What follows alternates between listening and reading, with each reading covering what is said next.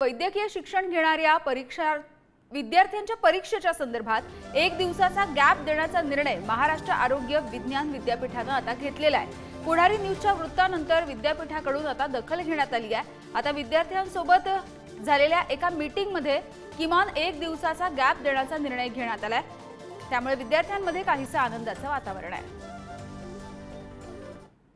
विद्यार्थ्यांच्या हिवाळी सत्रातील ज्या परीक्षा आहेत त्या लेखी परीक्षांमध्ये एक दिवस सुट्टी न देण्याचा निर्णय त्यांनी घेतला होता।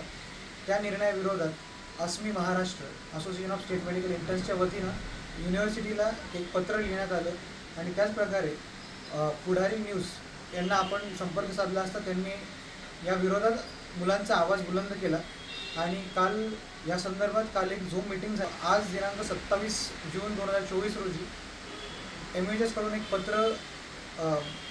परिपत्रक काढण्यात आलं की ज्याद्वारे त्यांनी एक दिवस सुट्टी असल्याचं ऑफिशियली जाहीर केलं।